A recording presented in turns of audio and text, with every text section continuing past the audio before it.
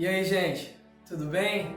É um prazer te ter aqui de novo. É com muita alegria que te recebo. Eu tenho uma palavra para você e essa palavra certamente abrirá muitos links para que a gente possa estar discutindo e você também fazer isso aí na sua casa, no seu lar, onde que você está nesse momento me assistindo. O que eu tenho para te dizer é uma continuação da semana passada. Na semana passada a gente conversou bastante, sobre o livro de Marcos. Eu deixarei o vídeo aqui no card. Dando aqui uma introdução, vimos que Jesus estava ali no Mar da Galileia, num ambiente de ensino, com uma grande multidão, ele sentado no barco e falando por meio de parábolas acerca do seu reino, aquilo que aquele povo devia seguir como conduta na sua vida. Mais tarde, após aquele grande momento, ele convida os seus discípulos para fazer uma travessia para outra margem do Mar da Galileia. Durante essa travessia, vimos ali os seus discípulos sendo confrontados por uma grande tormenta. Nessa tormenta, eles foram certamente colocaram em prática a fé e puderam fazer com que todo aquele ensinamento que Jesus trazia para eles com amor fosse praticado. Mas eles não conseguiram e ficaram com medo. Jesus estava na polpa, dormindo sobre um travesseiro. Eles acordam Jesus e perguntam: Senhor, será que não te incomodas que nós perecemos?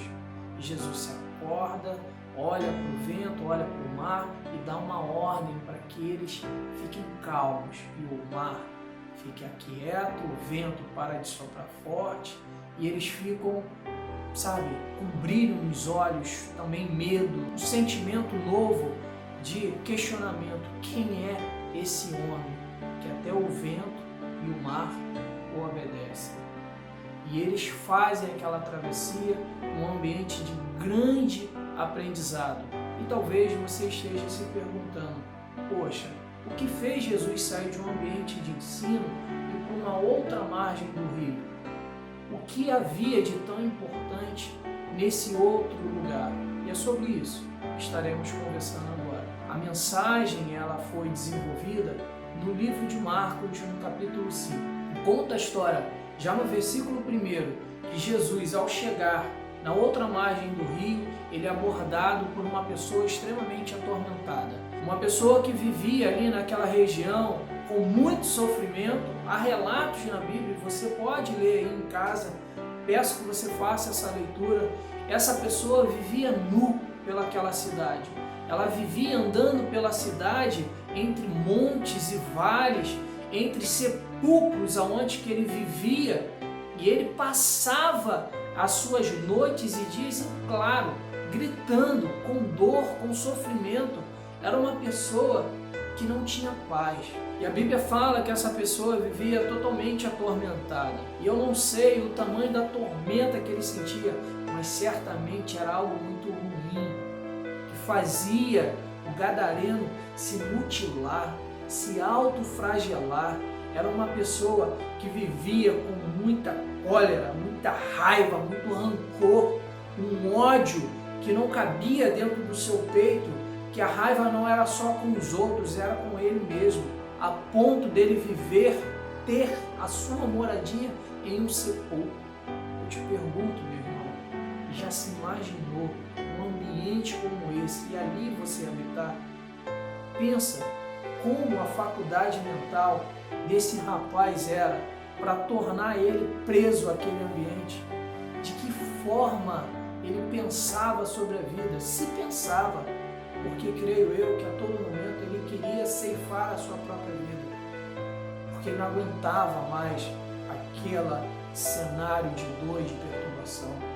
E esse homem, esse mesmo homem que tornava para aquele povo uma situação de, desgosto, talvez sim, infelicidade, e querer poder ajudar ele, conta a Bíblia relata isso bem, que tentaram por muitas vezes ajudá-lo, prendendo, colocando em cadeias, colocando ele em amarras, em grilhões, e nada disso era suficiente para conter a sua fúria, porque ele conseguia despedaçar aquelas coisas e colocar em migalhas porque ele tinha uma força tão grande que nada conseguia paralisá-lo.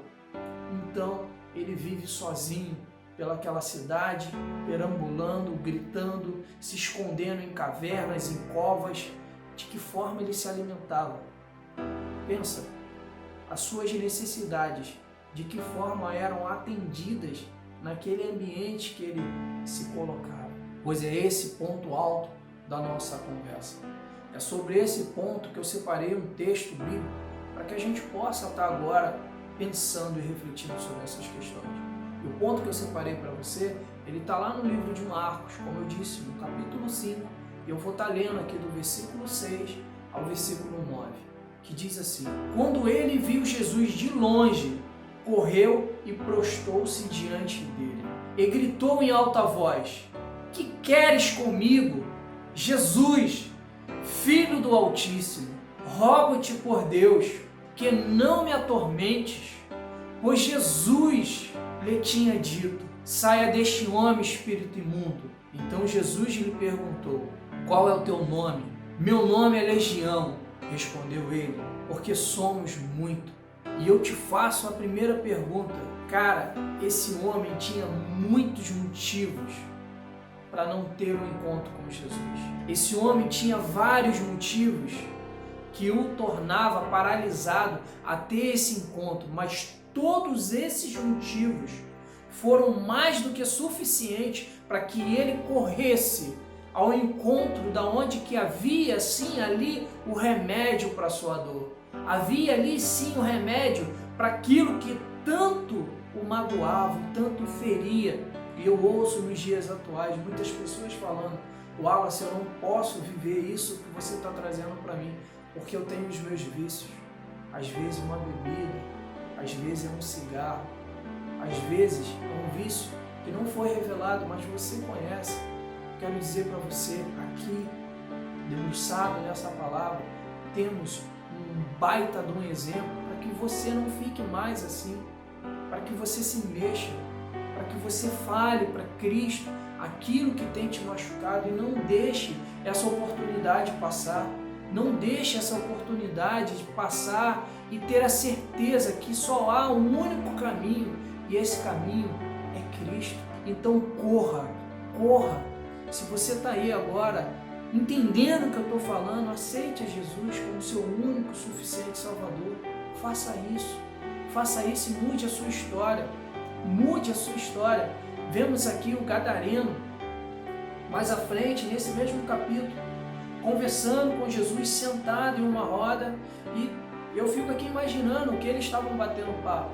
Talvez ele comentando para Jesus sobre o quanto que ele sofreu, sobre quantos machucados e marcas e cicatrizes que ele tinha pelo corpo, e ele lembrando, ele falando: Jesus, que bom que você veio até mim, pois eu entendo o que fez Jesus sair num ambiente de ensino para ter aquele encontro. Talvez naquele momento que Jesus abandonou, a gente ficou magoadinho: poxa, continua ensinando. Não, mas tem mais coisa para fazer. Existem mais pessoas que necessitam me ouvir e serem curadas. E Jesus avançou, e Jesus estava ali sentado, conversando com ele.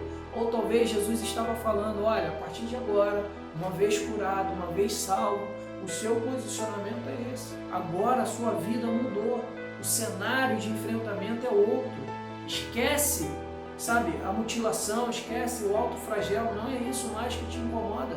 E conta a história que chega o povo que morava naquela região, vendo aquela pessoa que eles conheciam, com a faculdade mental totalmente perturbada, sã, conversando com Jesus, vestido, limpo, arrumado, sabe? Eles ficaram com medo, não acredito. Até pouco tempo eu vi esse rapaz de um jeito e agora está de outro. Então eles ficaram com medo do poder de Jesus. Eles ficaram com medo do tamanho do milagre que Jesus havia feito e pedem para Jesus ir embora. Jesus, obedecendo, volta para o barco, continua a trilhar o seu caminho com seus discípulos. E ali, nesse momento, o gadareno, vendo Jesus ir embora, ele não quer perder aquilo. Ele fala: Jesus, deixa eu continuar contigo. Jesus, deixa eu ir com você. E ele ali aprende mais uma lição no seu processo de transformação. Uma lição que nós precisamos entender. Ele ouve um não de Jesus. Ele ouve aquela palavra que nós não estamos acostumados a ouvir e não gostamos de ouvir. Não. Mas eu quero te dizer, aquele não que Jesus falou para ele foi: eu não quero que você vá comigo e nem venha comigo, porque você tem uma missão aqui para fazer. Existe uma missão que você precisa continuar nessa cidade. Você precisa voltar para a sua família. Você precisa voltar para os seus parentes. Você precisa voltar para a sua parentela. Você precisa voltar para esse povo que por muitas vezes tentou te aprisionar.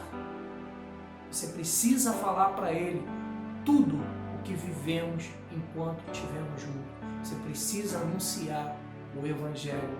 Você precisa falar sobre as boas novas. Você precisa, e eu digo aqui, eu, Wallace, ser o meu primeiro missionário nessa cidade. Você será a pessoa responsável em plantar a semente do Evangelho para que muitos cresçam e você dê frutos. Assim como você necessita fazer contigo mesmo, continuar acreditando.